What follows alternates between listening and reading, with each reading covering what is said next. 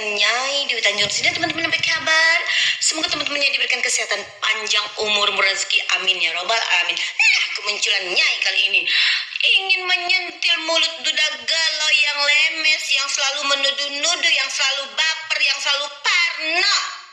Duda galau itu tak lain adalah Susilo Bambang Yudhoyono, rezim gagal. Ya, nah, Susilo Bambang Yudhoyono ini mengatakan bahwa tahun 2024 nanti ada potensi curang. Hah? Kok dia bisa tahu ya? Biasanya orang curang akan takut sendiri dicurangi. Itu biasanya ya. Nah, kita harus perlu tahu ya, 2024-2029 itu Susilo Bambang Yudhoyono ini melakukan kecurangan, ya, menggelembungkan suara di KPU, dan hasilnya Anas Urbaningrum diangkat menjadi ketum Demokrat pada saat itu. Itu imbalannya, ya. Nah, sekarang dia dengan bapernya mengatakan bahkan ada kecurangan tahun 2024. Bukankah orang-orang curang yang licik itu ada di Demokrat? Hah? Bukankah otak-otak curang itu ada di dalam diri Susilo Bambang Yudhoyono sendiri? Kenapa nuduh-nuduh orang? Kenapa harus baper sebelum terjadi, Bapak SBY? Hah? Itulah kalau orang curang akhirnya takut dicurangin, itu logikanya. Ya, tapi maklumi ya, namanya juga duda galau, pasti ketakutan sendiri. Nah, lalu juga ketum ingusan yang bernama AHY juga mengatakan di zaman bapaknya itu Indonesia itu sejahtera, makmur. Masa sih? Oh iya sih, makmurnya kader-kadernya yang korupsi, ya kan? Makmurnya banyaknya itu proyek-proyek mangkrak, hambalang, ya kan, AHY ya. Lalu juga ada Senturi yang sejahtera mah kader Demokrat, rakyat mah susah. Ya, yang objektif dong AHY. Kalau kau mau jadi pemimpin, berpikirlah secara objektif. Jangan kau hanya melihat sosok bapak kau. Karena bapak kau tuh bukan satu-satunya presiden di Indonesia. Banyak presiden-presiden sebelumnya. Zaman Soekarno ada, zaman Soeharto juga baik. Ada Bu Mega, ada Gus Dur, ada Habibie, dan ada Jokowi, juga ada bapak kau.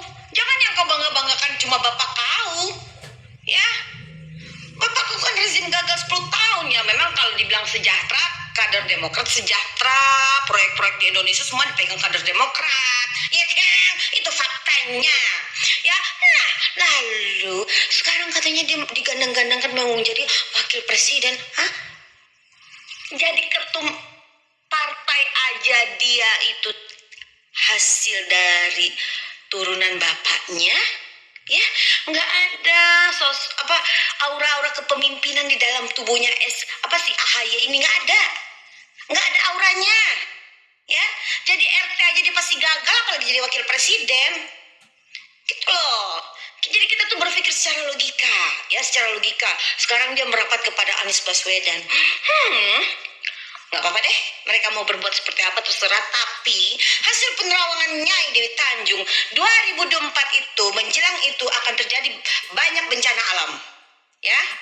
Banyak terjadi bencana alam, gempa, tanah longsor, banjir bandang. Itu yang Nyai rasakan, ya. Dan 2024 itu memang keras, ya.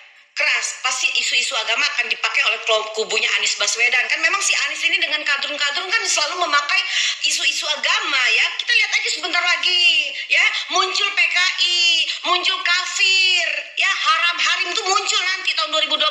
Kenapa? Ada Anies Baswedan, tapi kayaknya Anies gak sampai di 2024 karena nanti ada calon lain gitu loh.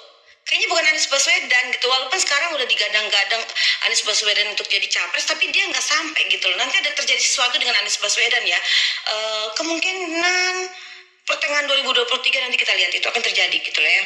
Nggak tahu itu kenapa, Nyai juga belum bisa lihat. Cuman nanti calon presiden itu masih muda dan dia ada di Jawa Tengah, ya. Itu yang Nyai lihat. Nyai tidak pro dengan calon presiden manapun. Yang jelas nanti calon presiden itu adalah laki-laki, bukan perempuan, ya. Dan wakil presidennya kalau Nyai rasakan itu bermata sipit, bermata sipit. Matanya begini. Dan jangan dilihat deh, dikasih lalu sekarang deh. Nanti aja kita lihat ya. Soalnya bukannya apa-apa, nanti kalau terus buka nanti kebuka semua, itu kasihan. Yang jelas menjelang itu akan terjadi goro-goro dulu, terjadi bencana alam dulu, dan memang agak berat tahun 2023. Yang akan beratnya tahun 2023.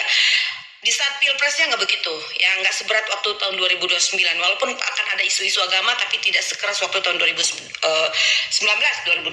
lagi salahnya ingatakan ya. Nah, 2019 itu memang terlalu banyak intrik-intrik kotor yang dipakai oleh lawan-lawan pada saat itu, yaitu penunggang-penunggang gelap, itu khilafah, HTI, dan kadrun-kadrun sakit jiwa ya. Nah, tapi kalau tahun 2024 ini tidak sebegitu dahsyat seperti tahun 2019 kemarin, tapi menjelang itu akan terjadi banyak bencana alam, dan kemungkinan akan ada bencana yang cukup dahsyat menjelang pilpres itu. Nah, teman-teman, harap semua teman-temannya yang ada di seluruh Indonesia jaga diri baik-baik, bertakwalah kepada Allah Subhanahu Wa Taala, tetaplah taat beribadah kepada Allah Subhanahu Wa Taala. Apapun agama kita, banyak-banyaklah berdoa, banyak-banyaklah berbuat baik, karena tahun 2023 itu tahun yang sangat berat sekali, tahun bencana. Ya, bukan Nyai merinding.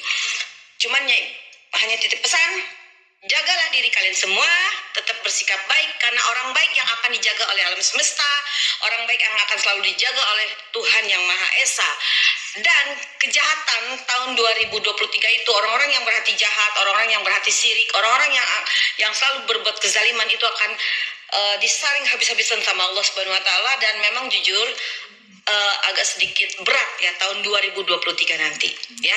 Mungkin akan terjadi kelaparan. Nah, di situ hati-hati ya teman-teman yang punya uang, simpan-simpanlah uangnya, stok-stoklah sembako yang perlu di stok ya. Jaga diri baik-baik. Harapkan semua teman-temannya tetap menjaga dirinya baik-baik, tetap beribadah, bertakwa kepada Tuhan Yang Maha Esa, selalu berbuat baik. I love you. Assalamualaikum warahmatullahi wabarakatuh. Selamat malam teman-teman dimanapun Anda berada pada malam hari ini. Dengan sangat berani Nyai Dewi Tanjung menampar keras SBY dan AHY karena memberikan tuduhan yang sangat serius pada Pilpres 2024. Dan saya tadi sudah melihat di berbagai komentar di dalam video ini yang diunggah oleh Nyai Dewi Tanjung sendiri, begitu banyak juga yang setuju dengan statement yang dikeluarkan oleh Nyai Dewi Tanjung. Dan tentu harapan kita pada tahun 2024 ini Pilpres lebih profesional, jangan menggunakan isu-isu agama, dan apalagi kita berharap bahwa tidak ada kecurangan. Itu harapan kita tentunya. Dan menurut saya juga kalaupun AHY mau mencalonkan diri, yaitu hak pribadi ya, itu hak sebagai warga negara Indonesia. Walaupun nantinya kalah menang ya itu belakangan. Ya tetapi jangan juga kemudian kita menganggap bahwa AHY tidak layak menjadi wakil atau presiden gitu ya. Ya terserah mau layak atau tidak ya suka-suka dia. Intinya kalau kita tidak suka ya jangan pilih, kalau suka ya kita pilih. Tentu kita tahu integritasnya bagaimana gitu ya.